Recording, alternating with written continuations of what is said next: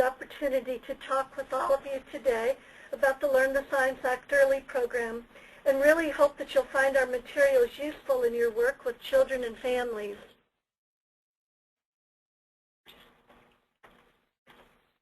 The objectives of the webinar are going to be that we're going to talk about raising awareness and knowledge of early childhood developmental milestones. We're also going to talk a little bit about warning signs of possible delay. We're hoping that it'll increase in your understanding of the importance of monitoring children's developmental milestones, build knowledge of tools and resources to support tracking, and increase your confidence in discussing development and concerns with parents. So what is our mission? What we're all about is that we hope to improve early identification of autism and other developmental disabilities so that children and their families can get the services and support they need as early as possible. And we do this by helping families and many types of care and family support providers to learn the signs and act early by focusing on 3 specific strategies. Our strategies include health education to help families learn the signs of healthy development and understand when and how to act early on a developmental concern. Various Act Early initiatives to improve communication and coordination among the many national, state, and local systems that must work together to identify and care for children with disabilities. And ongoing research and evaluation to help us find the best ways to improve early identification and access to care. You'll hear about our health education campaign today, but we encourage you to visit our website to find out more about our Act Early initiative and research and evaluation efforts. So why are we so concerned about developmental disabilities? Well, we know that 1 in 6 children in the United States has a developmental disability, and our research here at CDC has identified that 1 in 88 has an autism spectrum disorder. Children with developmental problems are at increased risk for poor outcomes, including school performance, as well as overall health status. We also know that children from low-income families experience longer delays in receiving services. But we also know that early intervention can make a big difference for young children. We know that early intervention services improve children's skills, it improves their outcomes in school. We know it increases school readiness, and that it helps families to develop strategies and obtain resources that are needed for successful family functioning. And we also know that it encourages documentation of important early events and exposures. But you can help make a significant difference in the lives of these children and their families. You may be seeing children in your programs every day and feel unsure about what to do. Learn the Signs Act Early provides information and resources to help you meet children in your care to reach their full potential. Our materials help you increase families' awareness of early developmental milestones, work with families to monitor their young children's development, encourage families to take action on early concerns about developmental delay, and facilitate action by helping you make appropriate referrals to the child's doctor and state's early intervention provider. Now that you have an idea about what the Learn the Science Act Early program is all about, let's talk a minute about Jacob and Tyler. Jacob and Tyler are 24-month-old twins who seem to be following different developmental paths. Jacob says simple things like uh-oh at 1 year. He says 2-word phrases like want cookie while he points to the cookie and looks at whoever is offering it to him.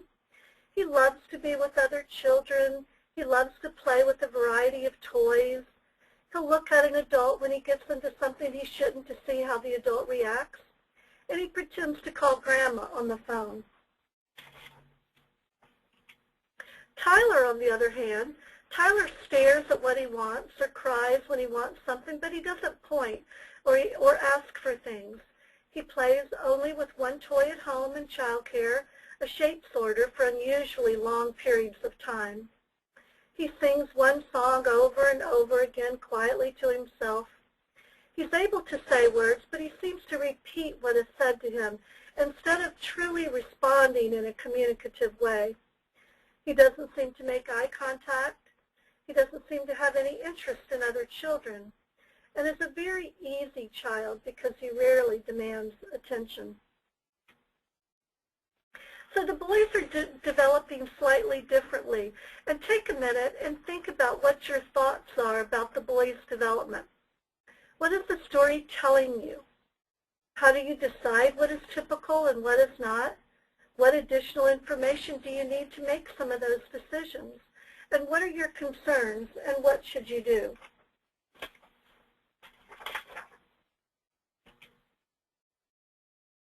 Understanding typical developmental milestones is the first step in being able to identify children who are either on track with their development or may need to be referred for more in-depth evaluation. What are developmental milestones? Developmental milestones are those behaviors that most children can do by a certain age. They show us how children play, learn, speak, act, and move at a certain age, and they're markers of typical development. All children develop at their own pace, and some will reach milestones slightly late or early. What are the domains that children show milestones in? There's social emotional, which is about how children interact with others and show emotion. It includes things like smiling when you look at her, playing with other children, giving hugs and kisses. There's the language and communication domain, which is about how children express their needs and share what they're thinking, as well as understand what is said to them. Some examples in this domain are cooing, babbling, saying mama, pointing to a cup of juice when they want some, following directions and speaking so others understand what they're saying. There's also the cognitive domain, which is how children learn new things and problem solve. It includes how children explore their environment to figure things out, whether by looking at the world around them, putting objects in their mouths, or dropping something to watch it fall. This domain also includes academic skills like counting and learning letters. And then there's the movement and physical domain, which is how children use their bodies, like rolling over, sitting up, crawling, and walking, as well as eating with a spoon and copying lines and circles. Some developmental milestones fit in more than one category. For example, playing make-believe can be a social-emotional milestone as well as a cognitive milestone. So we're going to turn now and just look at a few milestones at specific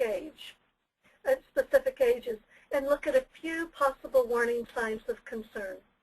So what are children at 6 months? What do we see them doing? In the social emotional domain, they know familiar faces, they look at a mirror. In language communication, they're beginning to use consonants. Cognitively, they're showing curiosity, trying to get things that are out of their reach, and beginning to sit without support. So what are some of the warning signs of concern? What are things that we want to keep an eye out for? If they're not showing affection for caregivers, if they're not making vowel sounds, if they're not laughing or making squealing sounds, if they seem very floppy or very stiff in their body movements. So how about at 9 months? What do we see? Social emotionally, we see they're beginning to be a little more clingy with familiar adults. They sometimes will have a favorite toy. In language, they're copying gestures and understanding when somebody tells them no. Cognitively, they're beginning to play peekaboo and really enjoy it. And in their movement and physical domain, they're beginning to pull to stand and crawling. So warning signs, if they're not babbling or responding to their own name, if they're not looking where you point and not recognizing familiar people, are all red flags or warning signs that you would want to pay attention to. So we're going to take a minute now and look at a short video of a child in responding to name. And after that, there's one of them not. Okay. And then after that, there will be another video of a child not responding to name, and you'll see the drastic difference.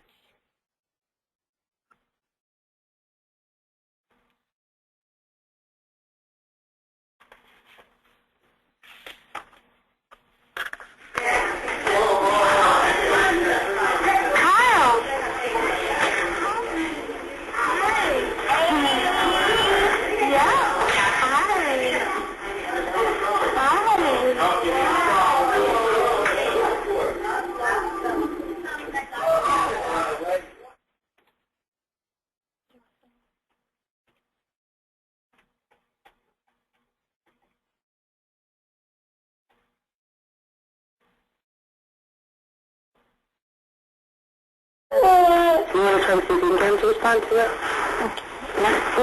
Evan. Evan. Evan. See maybe if you can get him to respond to you now, you can use touch with his name, like give him a little tickle or something. Evan. Evan. Evan. He likes the tickles, but he's just not going to use much eye contact, so he does smile when you tickle him. Evan. Evan. Evan.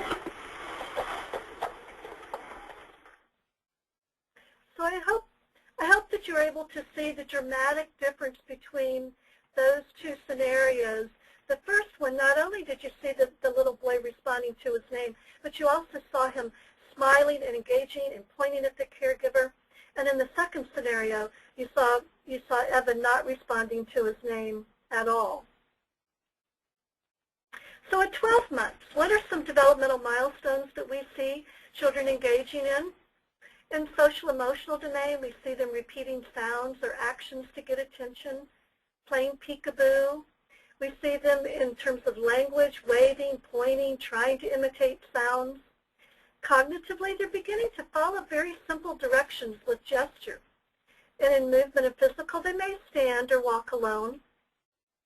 These are some warning signs that may be indications of concern, not pointing to things, doesn't learn gestures like waving, not saying single words, and loses skills he once had. That's something that you want to always pay attention to across all ages. So we now want to talk a minute about joint attention and social engagement. What is joint attention? Joint attention is the shared focus of two individuals on an object. You see joint attention when a child alerts a caregiver to an object that they see by pointing or looking at them or using some other verbal or nonverbal behaviors. Here you see the little girl pointing at the puzzle and looking at the caregiver, engaging her in something that she finds complete delight in. So let's take a look at joint attention.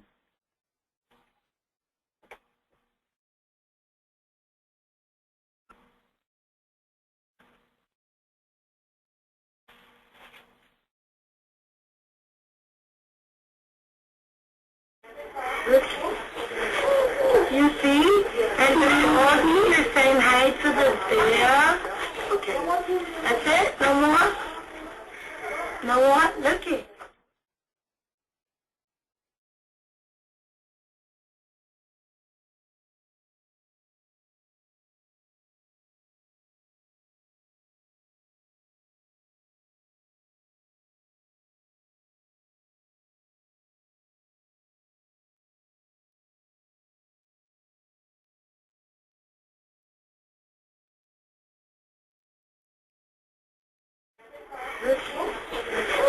You see? And you're saying hi to the bear. Okay. That's it? No more? No more? Looky. So I hope you're able to see how it's a little bit subtle, but I hope you're able to see how nicely she pointed at a picture in the book and looked up at the caregiver. That's really a sign of what we call joint attention, and it's important because not only is it a social emotional skill, but it's very much a part of what we call social communication, where they're looking at something and then engaging the caregiver, parent or caregiver in wanting to show them that as well. So now we're going to talk about 18 months. What do we see at 18 months? We see simple pretend play, exploring with parents nearby, exploring their environment. In language, we see them pointing to show what they want, which we just talked about in terms of joint attention. They're having several single words. They're beginning to know how ordinary things are used. And you may see them scribbling and feeding themselves and walking and running. So some things to watch out for: not pointing to show things to others, doesn't gain new words or has less than 6 words, doesn't notice or mind when caregivers come or go. So, do you want to do it? Go ahead. I'm going to introduce this video before we play it. This is, it is a play comparison, but it's twins twin 19-month-old boys, and you'll see each of them engaging in the same type of activity with their mom, but notice the big difference in their play skills and how they interact.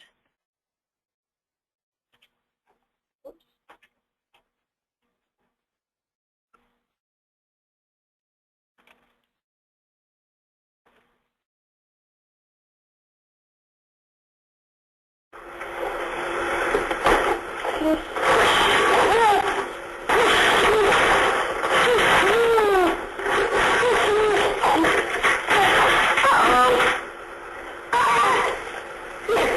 That's right.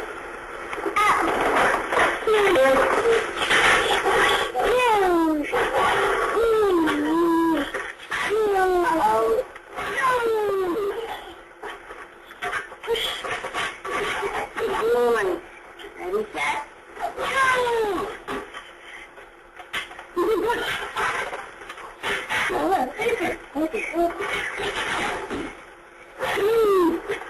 Stop.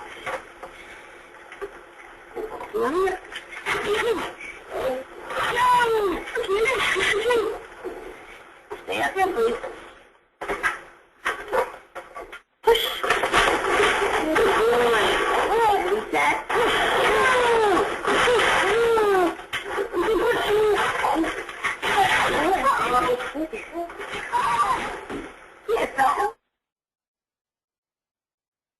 So I hope you can see in that play comparison as well the differences between the two boys. You really saw in the one very active engagement with the caregiver, squealing in delight, having a lot of fun.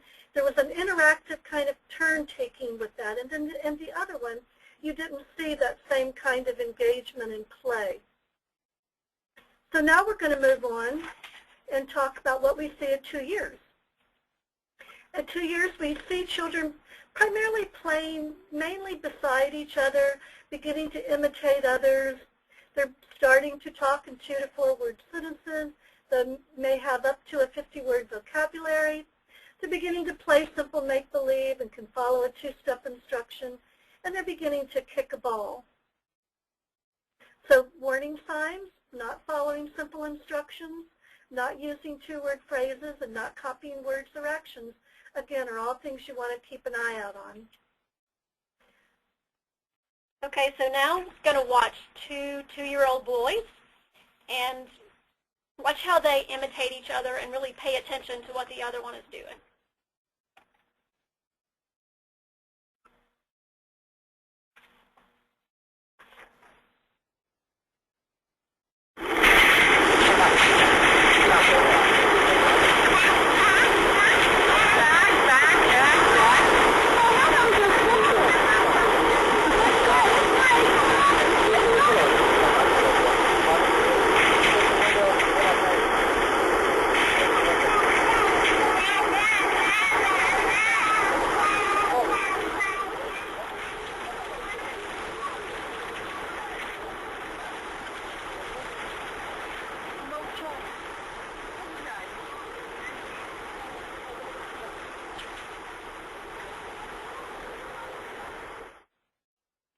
And again, I hope that you're able to see in that a beautiful display of imitation, which you typically see around that two-year age.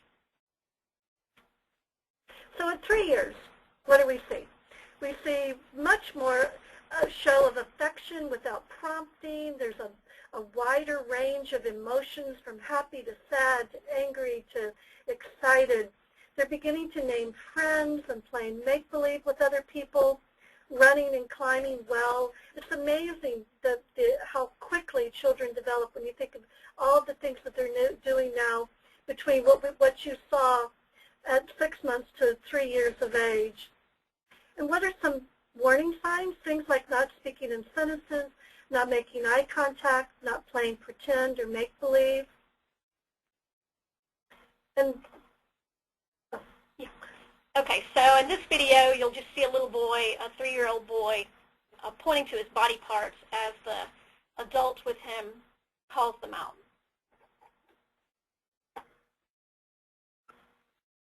Touch your toes. Toes? Toes? You show me your nose again? Where's your nose? Who's your eyes? Eyes? Those are hard to touch, huh? What about your head? Where's your head? Yes. Where's your mouth? What about your tongue? Where's your tongue? Yeah. So those are very typical skills of a 3-year-old to be able to locate body parts. So what we wanted to do here was just to give you a small, just a very brief look at some developmental milestones at specific ages. And our materials will go into depth from 2 months of age to 5 years of age with milestones and monitoring. And Julia is going to talk with you a little bit more about what all we have available through our materials. So I'm going to turn it over to Julia now. Okay, so I'll quickly run through this list of what we have available, and then we'll get a little more specific, and I'll give you some examples of how you might be able to use these things. First, and most importantly, for those of you in working in child care who probably have very limited budgets, like I did when I was in the field, everything's free. So there's no charge, no tricks, no anything. It really is free. Everything we have is research-based. It's all audience tested. We tested it with parents before we ever put things together. Everything is parent-friendly. It's written in plain language. There's no copyright on anything, so you can copy it, you can change it, you can do really whatever you'd like with it. Use it however you can. The materials are easily customizable. Pretty much everything is available in Spanish. There's one piece that's being adapted in Spanish now, and I'll tell you what that is in a little while. A few other pieces are in a few other languages, and we're very open to other groups translating materials as long as they're being adapted as well. And most of the materials are available to print immediately. They're things that you can actually just print off on your printer in the office. Of course, you can use a professional printer if that's a possibility for you. And the materials are extremely popular. So let's talk about Jacob and Tyler again. And Jacob and Tyler attend the ABC Center, where their teacher is Miss Carolyn, and Miss Carolyn, of course, uses the Learn the Signs, Act Early materials, and she uses them in amazing ways. So let's see some of the things that some of the ways that she could use each product to do one or more of the following things. So to either alert her to possible developmental concerns, she could use the materials to confirm her belief that a child is either hitting or missing their milestones. She can use them to educate parents about how important it really is to track milestones. And she can use them to guide her conversations about development, either progress or concerns, when she's talking to parents. So first, let's talk about our milestone checklists. These are very comprehensive lists of milestones. You can use them to raise awareness about milestones for all the children in your class. This is not a screening tool. There's been a little bit of confusion about that over the years, and just so you are very, very clear, I'll say it one more time, it's definitely not a formal validated screening tool. The checklists are available online, and like Camille said, they're available for ages 2 months to 5 years. They are in English and Spanish. I think they're a helpful tool for parent-teacher conferences, and really also for parents in communicating with the child's health care provider as they talk to the provider about the child's development. So here's a sample. You see how you could easily print that on your printer just in your office. These are only available through download. A few of the materials are available for order in limited quantities, but this is not one of them. This is one that you'd have to print off yourself. And the PDF contains the English and the Spanish, so you can print off those if you'd like. So Ms. Carolyn, at the beginning of each year, she prints off a copy of the appropriate checklist for each child. And then as the year progresses, she pays attention to whether the child is meeting those milestones, and she marks it accordingly. And depending on the age of the child, you might actually even need to switch milestone checklists in the middle of the year or whenever they have a birthday. So Ms. Carolyn also gives a copy of the checklist, a blank copy, to each family at the beginning of the year, and she encourages them to use those. And then she gives them one again before each parent-teacher conference. Before the conference, she asks the parents to fill it out and to bring it with them. And then she reviews the checklist with the parents and compares the home and school checklist because, as you all know, sometimes children do very different things at home and school. And then she encourages the parents to share those with the child's health care provider. And if it seems like it's needed or if it's age appropriate, then she suggests they request a developmental screen. So another product we have is the growth chart. It includes, as you can see here, height on one side and milestones on the other. There's a space for a photo in the middle. And by pairing the height and milestones, we're trying to remind parents that there really is more than one type of growth. So the way that Ms. Carolyn uses these is several times during the year. She's measuring the child's height and marking that. She sort of mentally checks the developmental milestones and keeps her own list and marks whether the child has met those milestones yet or whether she might need to go back and check them again. So another one of our products, which is very, very popular and unfortunately available in very limited quantities this year, is our Milestone Moments booklet. There is a printable version available on the website. There actually are two versions. There's one that's printer friendly and one that is in the order of the booklet. And if you open those files up, you'll understand what I'm talking about. It's a little bit hard to explain. These include the milestones from the milestones checklist. There's also tips to suggest to parents how they can help their child's social and emotional development. Then there is developmental health watch information, and that's some of those red flags that Camille mentioned before. Those are also on the milestone checklist. And this, again, is something that can be used on an ongoing basis. So here's the inside, and you can see that the milestones are there. They can easily be checked off. There's those social, emotional helping tips. And then the warning signs and some basic referral information there at the bottom of the page.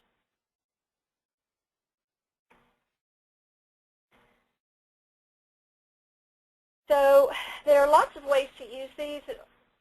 They can certainly be used every day with families, or you can use them yourself in the classroom, or you can, again, give each family a copy if they're available, or if you're able to print them yourself. You can review the milestones and the tips with the families on a regular basis. You can discuss the developmental health watch section really only if that's necessary. And Ms. Carolyn uses the book as a milestone awareness and a tracking reference. So she's put the book to good use. So for printing options, and again, I'll talk more about this later, you can also find a local printer and print those yourself. And again, like I said before, you can print them directly from the website using just your desktop printer. So lots of you probably have a monthly or quarterly newsletter, and Ms. Carolyn includes a section from the Milestones Moments booklet on helping children grow and develop in each edition that she puts out.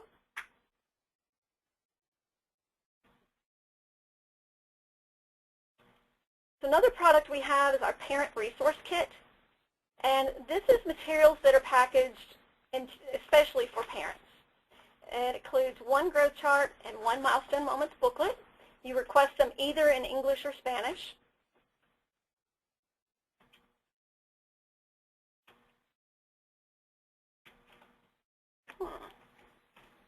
It just froze.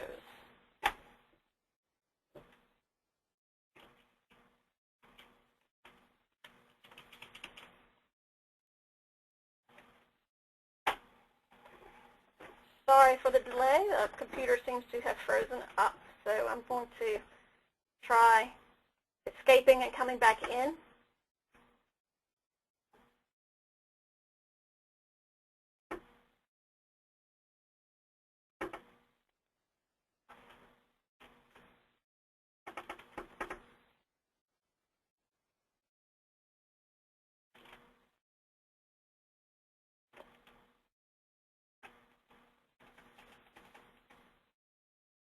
right, it seems to have frozen up completely.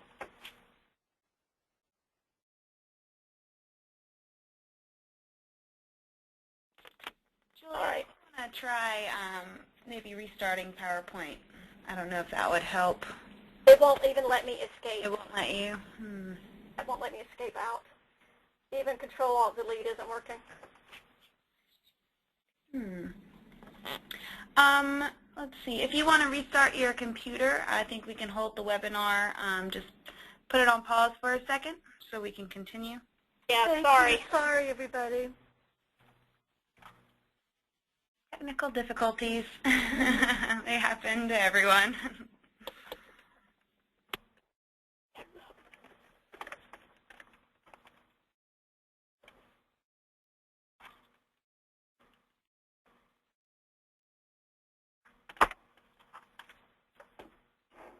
Wow. Okay, there it goes. Give it just a few seconds.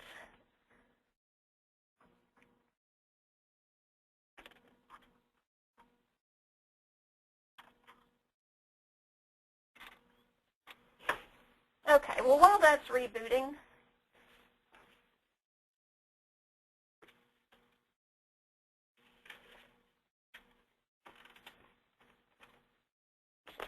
I've got a couple of questions coming in about the PowerPoint presentation, and I just wanted to let everyone know that you'll automatically get a link to a recording of the webinar tomorrow via email.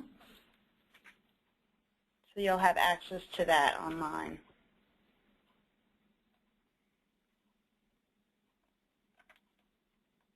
Julia and Camille, do you know if the PowerPoint slides are on the CDC website? Will they be hosted anywhere for people to access them there? these are not hosted anywhere. Again, like you said, you guys will be posting them. And I can go ahead and give our email addresses while we have a little time anyway. They'll be on a slide too. But if any of you want the PowerPoint, sorry about that, that down. If any of you want that, we're happy to get it for you. Great. One thing that we are creating, and we are in the process of creating, so everyone knows because I don't think we included this, is PowerPoint presentations on our materials that will be on our website, and there will be a version that you can access to that has a voiceover on it, so someone's actually giving it, or you can turn the voice off and there's a script, so you can give the presentation yourself if you'd like. We are about to post the one for parents. There will also be one for early childhood care providers and for partners and for healthcare providers. So we'll be getting those up hopefully in the next couple, or at least the parent one in the next couple of weeks, so you can take a look at that and see if it's something you can use as well. And we can go ahead and tell you, even though we have a slide about it, we're in the process of developing a 1-hour online training for early care and education providers. And we're actually really excited about it because we are doing that in conjunction with our partners. So, and Child Care Aware has actually been very instrumental in helping us with the development of that. And we're working with a creative vendor to make it exciting and interactive and engaging, and there will be credit, CEU credit attached to that. And we're hoping to have it completed by sometime late fall. So we will certainly let everyone know about that. So we're back up now, and hopefully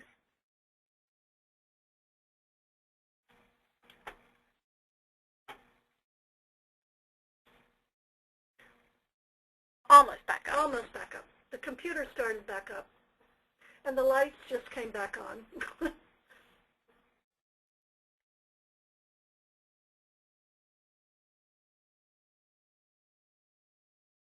The online CE that Camille mentioned will have several different sections in it. There will be a fairly extensive section on communicating with parents, and we had a poster of this at a conference earlier this year and got a lot of good feedback on that section. So it seems like something that a lot of people need or would be interested in learning more about.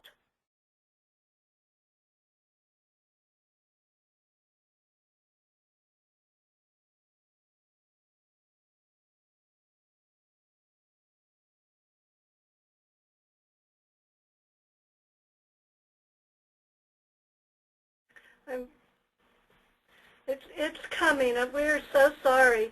We have been in the midst of a really severe storm here.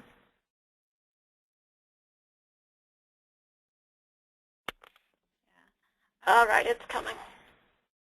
While it's pulling back up, I'm getting some questions about certificates for participating in today's webinar and questions about credit.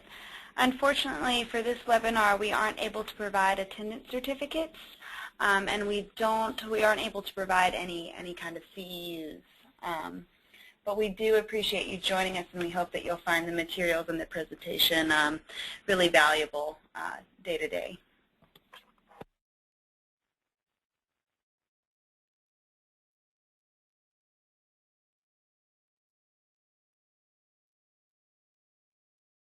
Go-to meeting is coming up.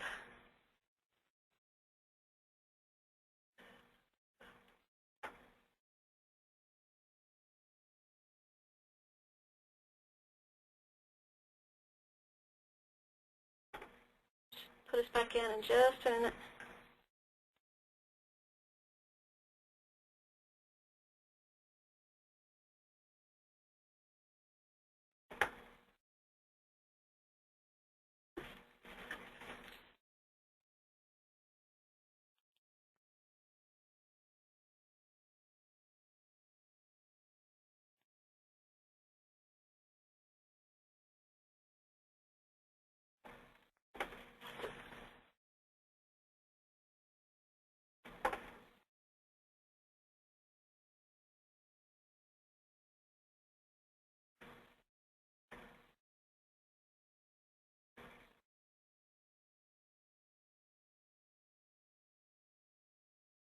Pulling up the PowerPoint,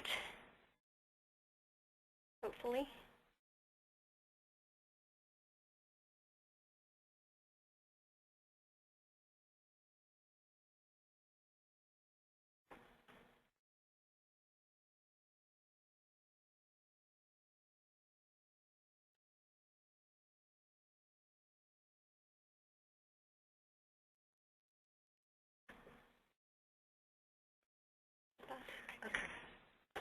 All right, it's coming up. Just let me get back to the screen where we were. And again, we really do apologize. Yeah, I'm going to get to our slide first.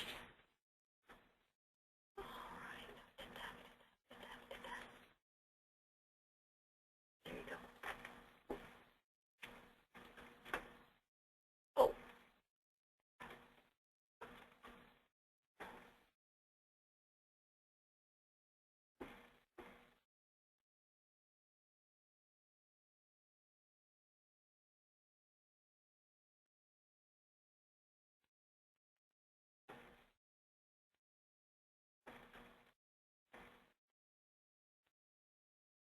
Okay, hopefully we are back.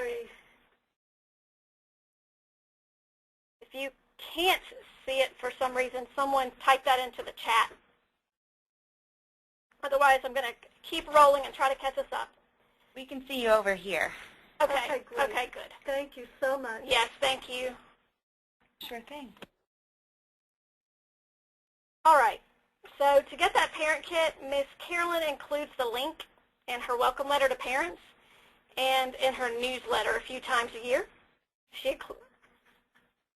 That can be found on the order page, which is easily found on our homepage.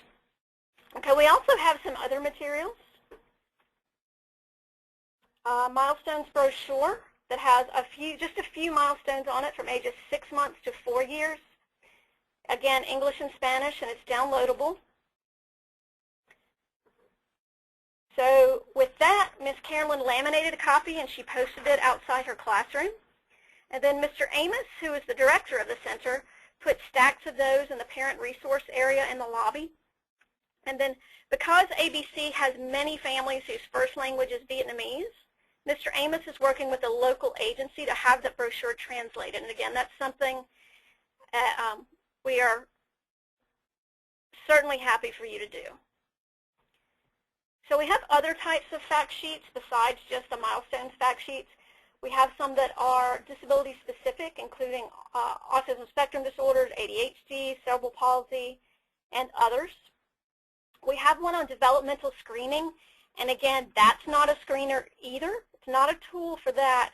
What it is what screening is and why it's important. So if parents start hearing that term, they don't think it's some kind of a medical test that involves drawing blood or something like that. We have a list of national resources. There's tips for talking to parents if you need that. And then coming soon, we have a fact sheet called If You're Concerned, and one for parents that is tips on how to talk to their doctor. Some of the feedback we've gotten from parents is that they know they need to bring things up and they're just not really sure how to do it. Lots more stuff online, and I'll skip through that.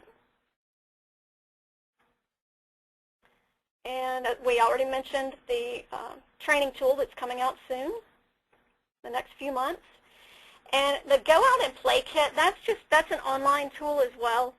And what it is suggestions of how you can track non-movement types of milestones, so those other domains, during outside play. And then there's some activities that you can share with parents in that section as well. Amazing Me, It's Busy Being 3 is very cute, I'll say, children's book that points out milestones to parents as they're just reading a story to their child. It's about Joey, a 3-year-old kangaroo, and he just takes you through his day. It's English only. The Spanish version is coming soon. And there's a very cute interactive version on our website that would allow children to click on things and they make noise and things like that. And there's an app that is in the works, so hopefully that will be out relatively soon.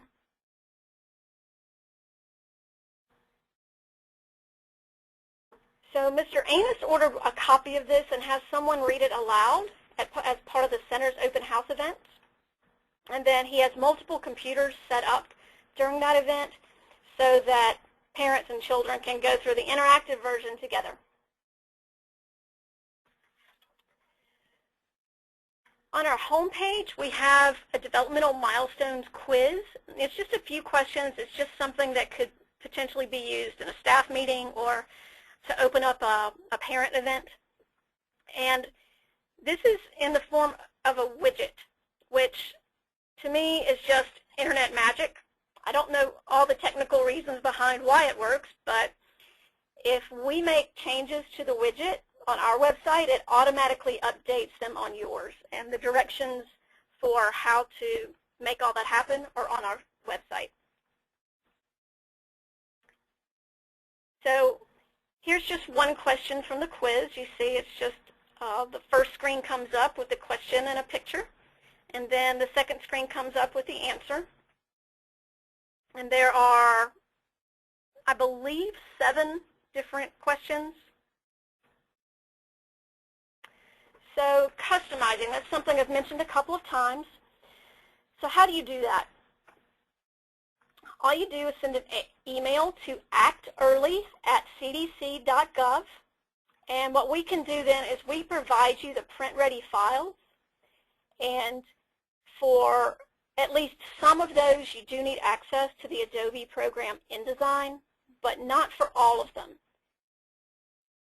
Either way, you plug in your information, so your contact information, your logo, or whatever, and then take files to a printer and have them printed. And just to clarify, this is something that we can help you artistically do, but if you customize it, you would be responsible for the printing costs.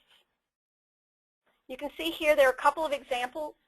A group in Alaska actually even changed some of the pictures in the Milestone Moments booklet to make it look more like their population, and I believe to use local children.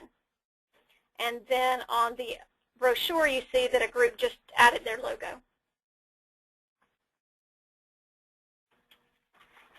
So I'm going to talk now, and again, we're so sorry about the technical difficulties, but I'm going to talk and turn just a couple of minutes about talking to parents about typical development and also about development that you may be concerned about with children in your care. When you're excited and share milestones with families that you see their child doing, it's really infectious. You then begin to oftentimes see parents get excited and watch to see if their child is doing those milestones at home. So what we want to encourage is for you as providers to encourage families to use the materials as well, to encourage them to use the parenting tips in the Milestone Moments booklet, as well as track their child development. They can watch for milestones they're currently doing, and they can also anticipate new milestones and know what those milestones are that their child will be doing next. You can also encourage the family to take the materials to their child's doctor and use them as a basis for education.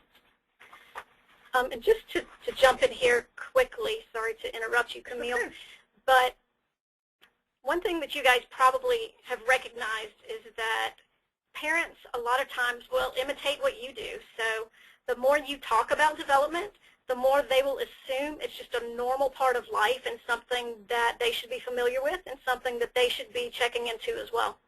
And what we've also found in some of our formative research is that when parents have something tangible like a milestone checklist or a milestone moments booklet, that they have been able to kind of follow along what their child is doing. If they have that tangible object to take to their health care provider, then they can show that to their provider and say, you know, I'm not seeing Joey doing these things, and I'm kind of concerned about that.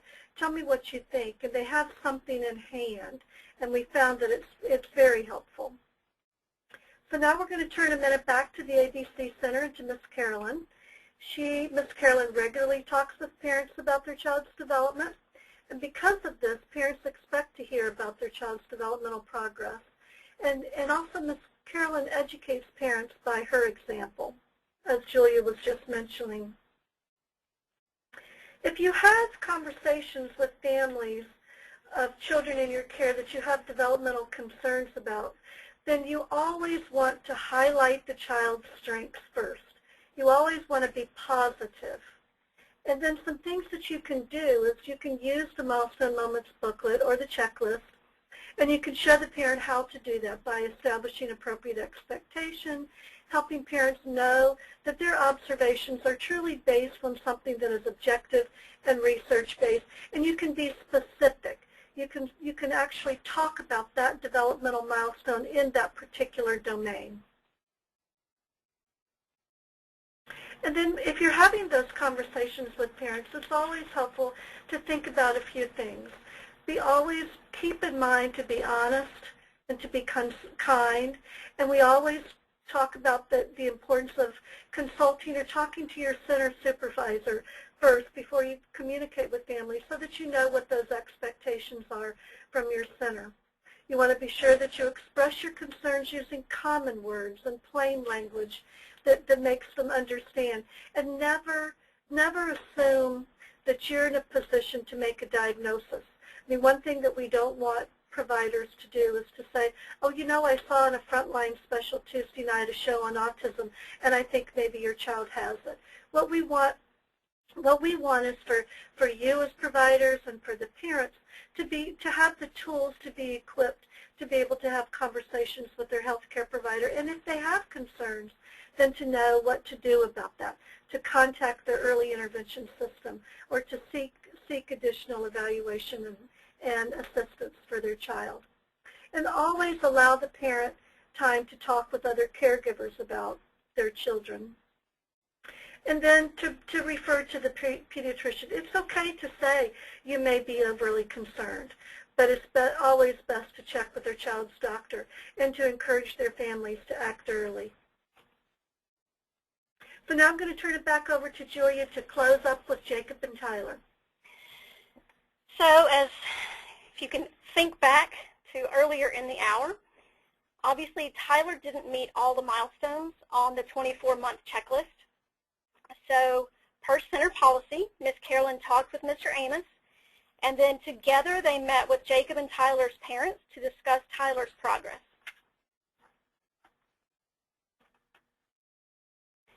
So Mr. Amos and Ms. Carolyn encouraged Tyler's parents to take both of the checklists, so the one from home and the one from school, with them to the boys' upcoming well child visit with their pediatrician. Now these boys happen to have an appointment coming up because children get shots at 2 years, so they had a well child visit scheduled probably anyway or would have soon.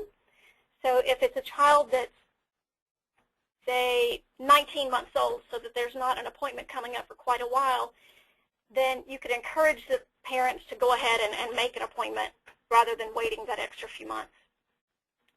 So Mr. Amos and Ms. Carolyn suggested that the parents just make sure that the doctor does the AAP recommended developmental screening on both boys, which should happen at 24 months, in addition to 9 and 18 months. And that's why they wanted one on Jacob as well, just because it's routine and it's a good thing to do just in case there may be some subtle things that are going on that the parents aren't aware of. And then they handed the parents the developmental screening fact sheet, so that fact sheet I mentioned a few minutes ago about what it is and why it's important. And then they made plans for a follow-up meeting a few days after the doctor's visit, and that can be really important too, because the parents can, of course, update you on what the doctor said, but they might also need to do some processing with you too. So since Ms. Carolyn regularly talked about development with each family, Tyler's parents weren't caught off guard by the conversation about developmental concerns. And again, like Camille said, and this really is very important, Mr. Amos and Ms. Carolyn did not mention any reasons that Tyler might be missing his milestones or what diagnosis he might have. And that really is the best way to handle this type of situation. It can certainly preserve your relationship with the family. And it's the job of specialists to figure this out and to discuss this. If you certainly don't want anything to harm the relationship that you have with this family, because especially if there really is a problem, they're really going to need you now more than ever. So Jacob and Tyler, again, the rest of the story. At the doctor's office, the parents completed the screening questionnaires, followed by autism-specific questionnaires for both boys. And the screenings confirmed what everybody thought, or what everybody had observed, that Tyler's development was delayed and Jacob's was on track. Tyler then was referred to a specialist for further evaluation, and his parents were given information about community-based services and early intervention. And Mr. Amos and Ms. Carolyn offered their support and encouraged the parents to make appointments with those specialists as soon as possible.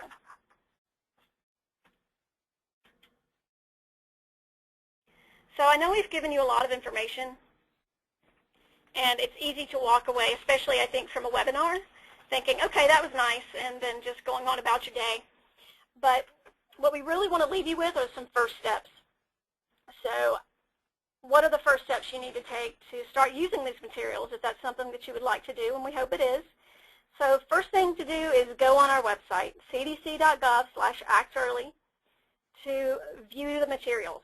So go to the download materials section and see what's there.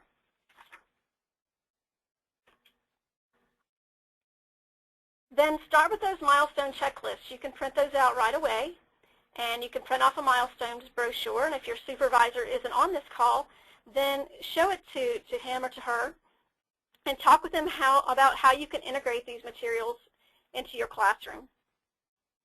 You can also customize that Milestone Moments booklet if you have a printer and use it to monitor development and to promote healthy parenting. and then we're going to leave you with a video, and I'm hoping you'll be able to hear this. I know there's a lot of background noise, but listen if you can.